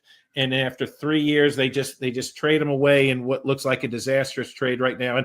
And Hopkins was the veteran who comes in here, was as good as you almost as good as you remember, as good as you would expect at this point in his career, was the big brother to Will Levis, and was going to help bring him along. And then ultimately things are so bad, you figure, the best thing is to trade him away. So it's the wide receiver riddle for this team. It's been so many head coaches, so many general managers right now, and how nobody can seem to solve it in a day and age when football is all about throwing the ball, and there are wide receivers by the dozens coming out of college and making plays. I mean, it's just remarkable to me that this team can't figure that out. It could have been worse. Could have faced the Ravens. It could have been Ravens-Eagles, and we could have saw Derrick Henry and AJ Brown squaring off in the championship. That's exactly right. Yeah, I guess that's the bright side to looking at. But there again, like when you talk about this franchise's identity, right? You go from Eddie George to Travis Henry to Lendale White to Chris Johnson and Derrick Henry, and I mean, there's just 1,000-yard rushers all over the place, and I think there even as much as people were sad to see Derrick Henry go, there's sort of this sense, well, they'll get another, because they always get another one of those. But who's going to be the next AJ Brown, and where are they going to find him? There's no reason. And again, Mike Borgonzi and Chad Brinker shouldn't be saddled with this. They're not the ones who picked all these other guys in the draft who turned out to be ordinary or less. But that's kind of what they're dealing with. The feeling is there's never going to be another guy like AJ Brown here. In the meantime, he's going to go win more Super Bowls in Philadelphia. There it is. David Beauclair of the Nashville Banner and co-host of the First and 10 podcast, with fellow friend of the show, John Glennon, joining us here on Main Street Sports today, presented by the Tennessee Orthopedic Alliance of Columbia. David, we appreciate you taking some time with us. Be sure and tell Tammy Beauclair we said hello, and we'll catch up with you soon. I will do. It's always fun to visit with you boys. Thanks for having me. Thank you.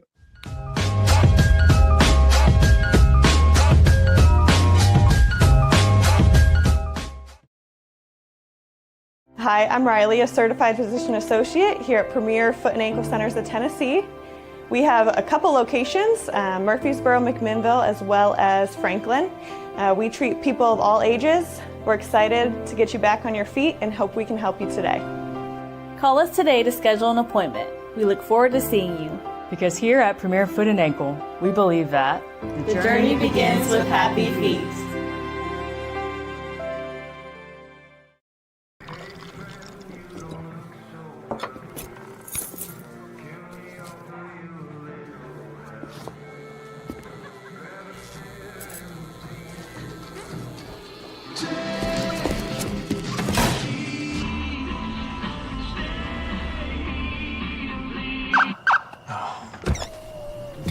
You're seeing the signs too, right? What signs? Whether you're an athlete or a weekend warrior, when it comes to your performance, don't settle for anything less than excellence. We're proud to announce that Mid-Tennessee Bone and Joint Clinic is now Tennessee Orthopedic Alliance of Columbia, where we are redefining sports medicine and orthopedics. Tennessee Orthopedic Alliance's team of expert sports medicine physicians understands the unique demands of your body.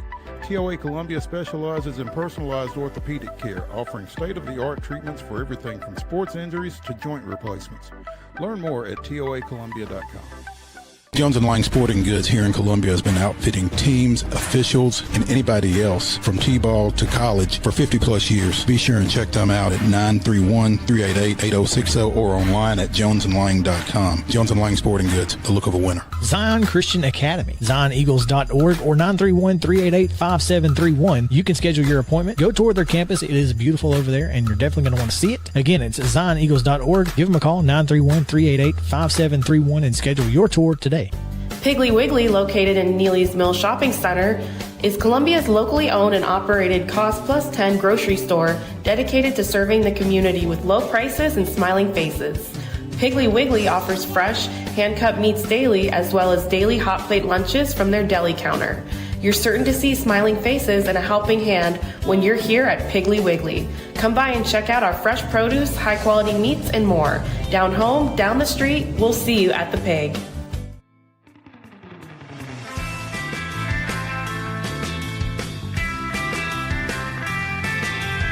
Throwback Thursday continues here on Main Street Sports today, presented by the Tennessee Orthopedic Alliance of Columbia. I'm Maurice Patton, joined today by David Wilson, sitting in for Wade Neely. Wade should be back with us tomorrow. Again, David, appreciate you making yourself available to jump on for a couple of hours this afternoon. We were supposed to have Ben McKee from Go Vols 24/7 joining us for this segment, but Ben ran into an unavoidable situation at home and won't be able to join us. And I hate it because Tennessee opens its baseball season tomorrow against Hofstra. They've got a 3-game series there, the defending national champions do. And we've talked a little baseball with Ben, but not nearly as much as a couple of baseball guys like David and myself would like. So, we'll miss Ben, and hopefully we can catch up with him here soon. Also, though, wanted to talk to him about UT and Tuesday's loss up at Kentucky, coming after a loss about 3 weeks ago to Kentucky in Knoxville. And all of a sudden, Joe Sullivan has said it on a couple of occasions, and I don't know that he's wrong. You got to be a little bit concerned with Tennessee right now, just from their inconsistent offense at best, I guess. I think you make a very valid point, Mo. My question to be to you is Chaz Lanier was brought into this program to be what Dalton Connect was. He was supposed to be this team's leading scorer on offense. He was supposed to be that go-to guy. We saw it in the Texas game several weeks ago where he sits for the majority of the second half because he's not shooting the ball and taking the shots that are designed for him.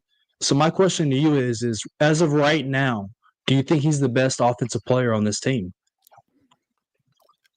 So do I think he's the best offensive player, or who do I think is the best?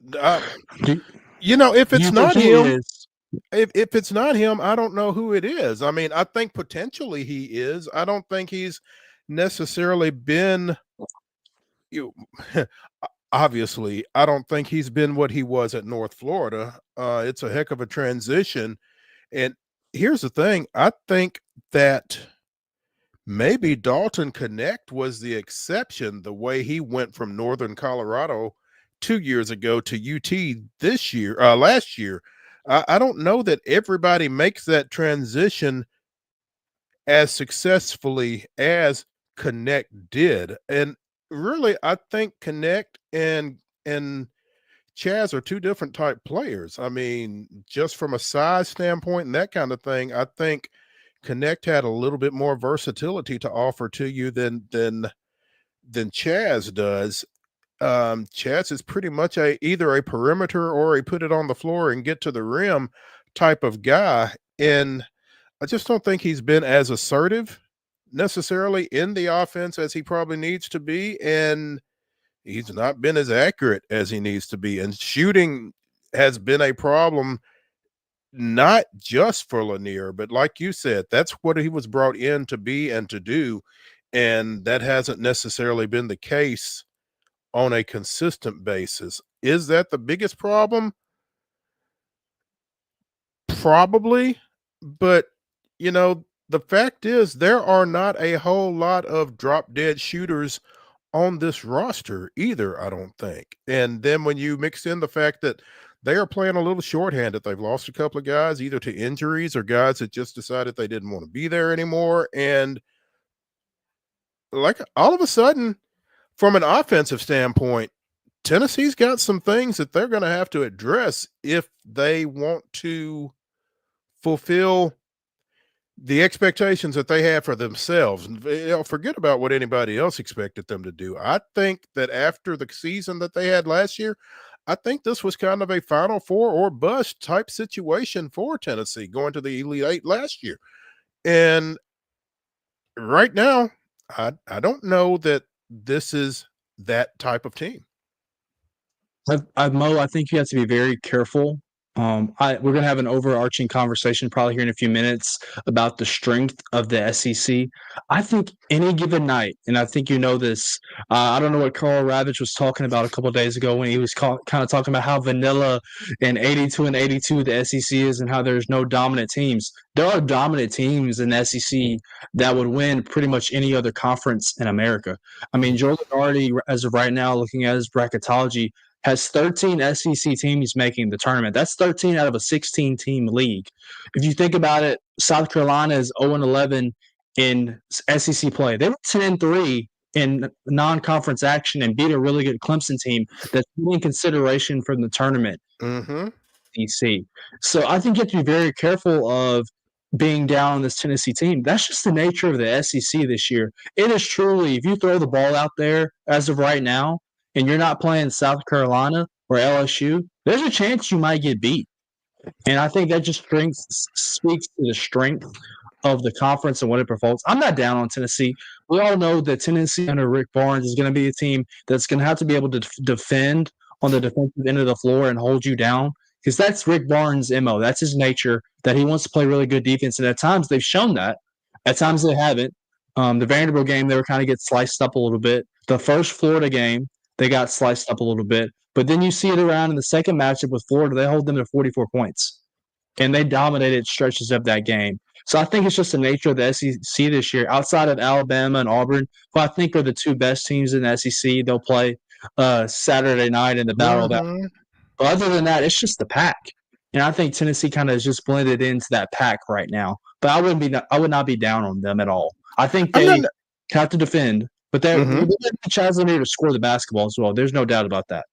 Yeah, I'm not necessarily down on them. I just recognize that they have some built-in deficiencies. I think that that the defense is really kind of challenged to overcome. I think it's kind of like, I think it's kind of like our Braves sometimes when our pitchers feel like if they go out and give up anything, they're going to get beat because the offense isn't doing anything. I think it's very much a similar approach for Tennessee because they are challenged a little bit offensively. And now I do agree with you. I think that when they do get out of conference play, which would be the tournament, that things maybe change a little bit, but still you got to score.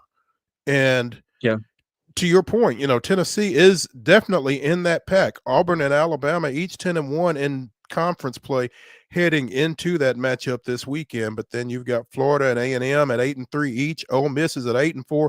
Missouri's at 7-4. Tennessee's at 7-5. Kentucky is at 6-5 with 2 wins over Tennessee.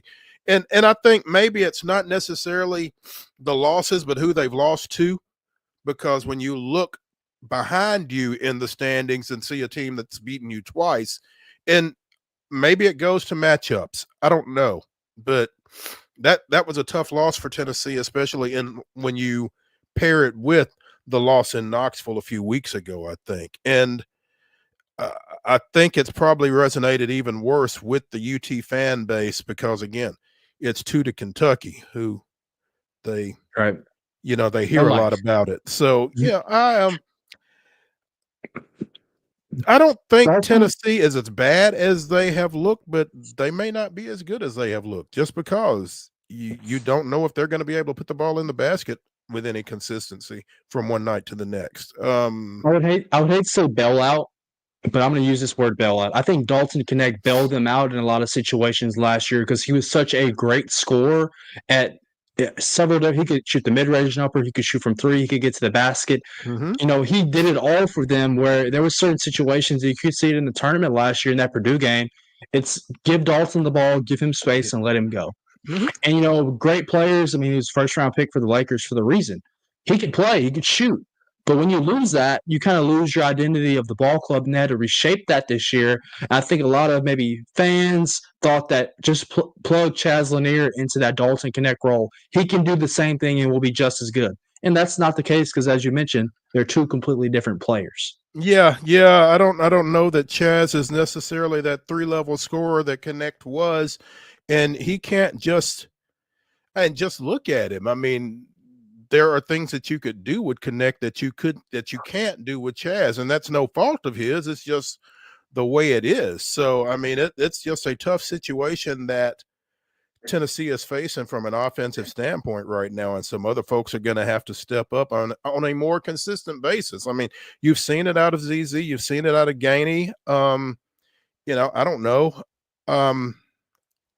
Milicic has got to be more consistent. I mean, I think that's what it all kind of comes back to for UT, is consistency or a lack of on the offensive end of the floor. And if they could get to somewhere where some folks are giving you that, whatever it is that they can give you every night out on the offensive end, then we're not talking about Tennessee in this way. And, you're right. I mean, this league right now is a meat grinder. And that's just kind of where it is. And Tennessee's going to have to figure some things out. They've got Vanderbilt coming in on Saturday, and, they're looking for a sweep. And that's a team that can score the basketball in spurts. You think about Jason Edwards, AJ Hogarth, Tyler Nickel. If Vanderbilt control the paint, kind of like what they did in that middle half of that game at Memorial Gym several weeks ago, then Vanderbilt has a shot to go into Knoxville and pick up a win. Vanderbilt is very sporadic at times, but they can get hot from the field and make it very hard on an opponent. Well, I'm going to be honest with you, and this might not be a surprising statement. I think it'll be harder this year to win the SEC tournament than to win the national championship. I mean, think about that. But you're not saying, David, you're crazy. That's a true statement. No. It might be harder to win the SEC championship this year in the postseason than to win a national championship. That just speaks to the depth of this conference. Well, I mean, when you're talking about what you have to do to win an SEC tournament championship in the amount of time that you've got, and I mean, I would not argue it. I don't know that I would say it, but I wouldn't argue with you saying it. It's just when you're talking about the amount of good teams out of the entire amount of teams, it's not going to be easy for anybody to walk out of there with that trophy at the SEC tournament. And I mean, it won't be any easier. You're going to get more time to prepare during the national tournament. not everybody that you play is going to be the caliber of the folks that you're necessarily going to see in the SEC tournament. So I think there's something to hang your hat on as far as that statement that you just made. We'll see. But Tennessee, again, they got Vanderbilt coming in Saturday, and that will not be easy, especially where they are right now. The Lady Vols, meanwhile, they've got Auburn coming to TBA tonight, and they've got Ole Miss coming in on Sunday, as those may be a little bit of breathers for UT coming off of last week's stretch of UConn and LSU. So they got a chance to do some damage here this weekend. Thoughts, Mo? A lot of people on X were saying after the UConn win last week, Lady Vol basketball is back. They're all aboard the Kim Caldwell train. I'd love to hear your thoughts after that game. Obviously, that's a big win for that program. Something that they had not done in a while is beat UConn and Gino Oriena. Just kind of talk about that for me, your thoughts on where you see that program right now. Obviously, I don't think they're the tier of Texas, South Carolina, and LSU in the SEC, but they're getting closer, and that was something that they had not been doing the last couple of years. Absolutely. I mean, there's no reason not to be on the Kim Caldwell train right now, and I don't think the loss to LSU does anything to change that. When you look at there are no moral victories. Close only counts in hand grenades and horseshoes. I get all that, but the fact that Tennessee is playing right with top tier programs in women's basketball right now and picking off a few like UConn, pushing other folks. I mean, they pushed LSU down at Baton Rouge. I think that bodes well for this program long term, probably bodes well for them short term. I think they've got a chance to maybe get into that fourth spot and get a double bye in the tournament here in a couple of weeks. So I think everything is trending upward for UT women's basketball right now. See no reason to think otherwise. They've just their reliance on the three ball really concerns me, but that's the way she plays. And that's the way she played at Marshall last year. It's the way she played at Glenville State in West Virginia before that. Had a lot of success with it. So, yeah, no reason to think that can't continue. It's just going to be, as Wade likes to say, you bought the ticket, ride the ride, and see how it goes. So, we'll be keeping an eye on that over the weekend. Again, Tennessee baseball opens up this weekend at home. They've got 3 games against Hofstra, and we were really hoping to talk to Ben McKee about that, but he could not join us. So we'll try to keep up with that and maybe get him on one day next week. But let's go ahead and take a break here on Main Street Sports Today, presented by the Tennessee Orthopedic Alliance of Columbia. When we continue on Throwback Thursday, we'll talk a little football. Stick around.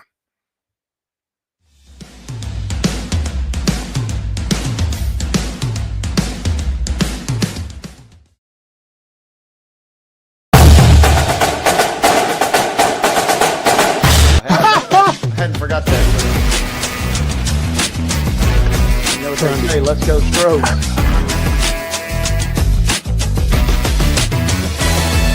People are amazed at the variety and quality of guests we bring into Main Street Sports Today.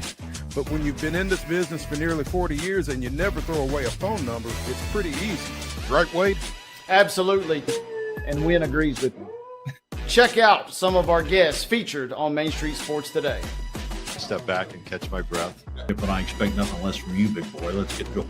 We make it work pretty good. So the fans are tremendous. It's fantastic.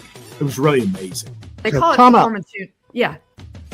From preps to pros, you never know who's going to stop by. So be sure to listen to and watch Main Street Sports Today from 2 to 4 p.m. daily on the MSM TV app. Beckner, what do you like from me? Thank you. What are you doing in bed? Waiting for you to get home to give me my Thanksgiving jacket. Really? Throwback Thursday continues here on Main Street Sports Today, presented by the Tennessee Orthopedic Alliance of Columbia. I'm Maurice Patton. That's David Wilson. We are in our final segment of the day, and let's talk a little football because the invite list for the NFL Combine was made available earlier today. 329 guys will be descending on Indianapolis from February 24th through March 3rd. And I was a little shocked. I don't know how they come upon who they invite, who they don't invite, and maybe I'm just a little bit of a homer. Okay, there's no maybe to it. I'm a little bit of a homer. But I'm a little surprised that former MTSU, they list him as a tight end at 6'4", 212. Former MTSU pass catcher Holden Willis is not among the invitees to the combine. Again, 6'4", 212. I kind of look at him more as a receiver than a tight end, but he's listed as a tight end for middle. They sure split him out a lot. 53 catches, 871 yards, 6 touchdowns this past year. Where he was hampered by, I think he was in concussion protocol and missed a couple of games for them. But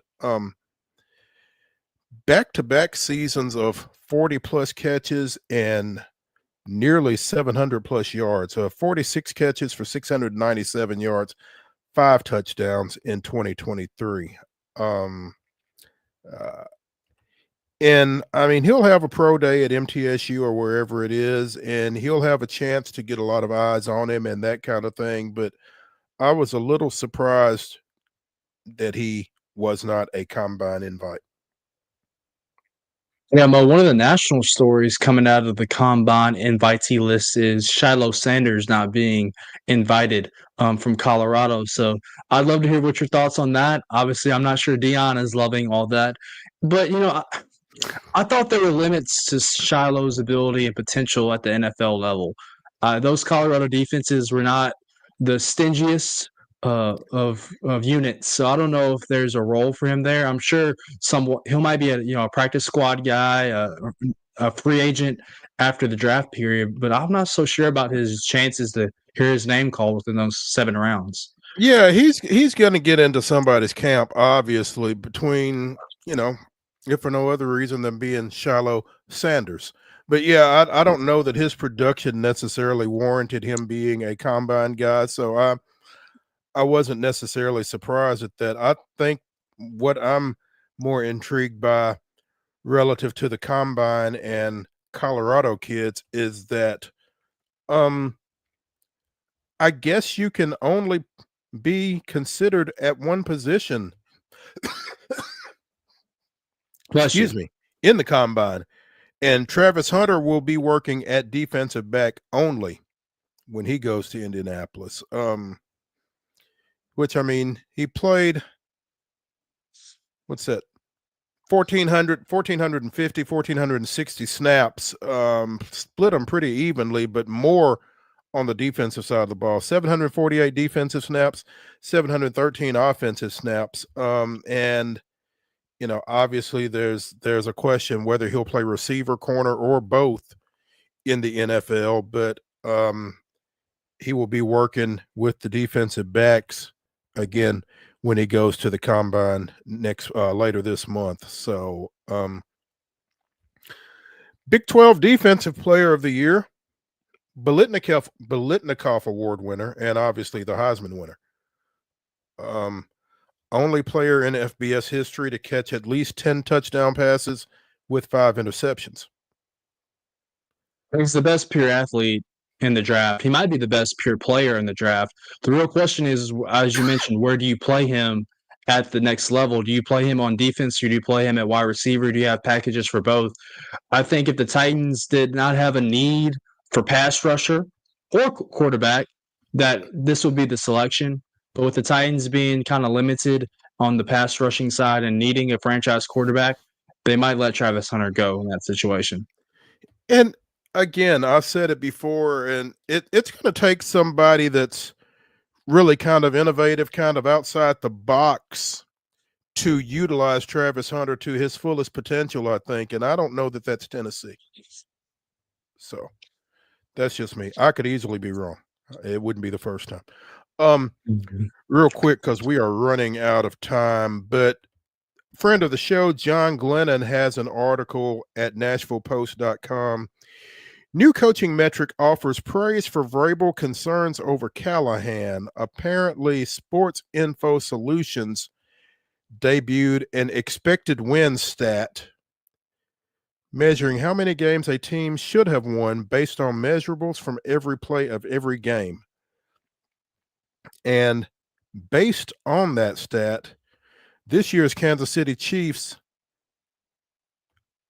won 5.2 more wins than expected. They should have been expected to win 9.8 games. They won 15.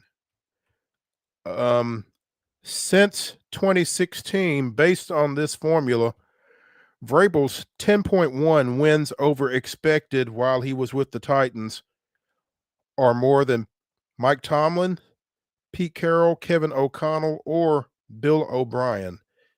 10.1 is the most of any NFL coach since 2016. The Titans outperformed the expected wins total in five of his 6 seasons. The only one that they're underperformed was last. Meanwhile, at the other end of that list, or most and fewest total wins expected per 3 seasons since 2016, Callahan was on that list at a minus 7.3 if you extrapolate his one season out over 3. So make of that what you will. But Some Bruce is a first-time head coach. He's a first-time head coach, and maybe Vrabel wasn't as bad as some folks thought. Two things can be right at the same time. Two things can be true, absolutely. So yeah, obviously the jury's still out on Callahan. We'll see how that goes. I was excited to see this news here in the last day or so. Former West Virginia quarterback Pat White, is joining the Mountaineers coaching staff under Rich Rod. The two of them helped put together some great football up in Morgantown back in the mid 2000 aughts. And White was on the Chargers staff in 22 and 23. So he's coming back.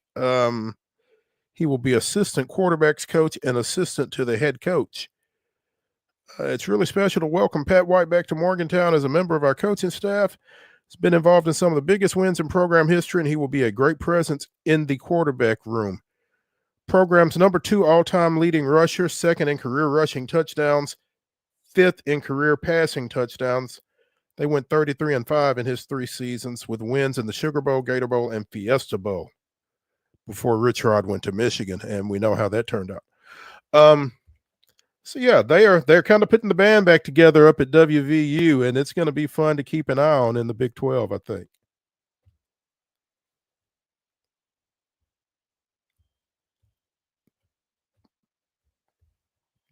I guess this kind of predated you a little bit, that West Virginia. Yeah, this was pre-me. I don't remember any of that. I was just a young fellow.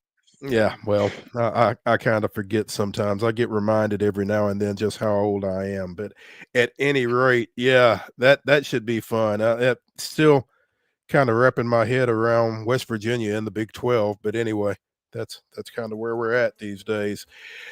That is going to do it for Throwback Thursday here on Main Street Sports today, presented by the Tennessee Orthopedic Alliance of Columbia. Again, David Wilson, appreciate you taking some time to sit in for Wade Neely today.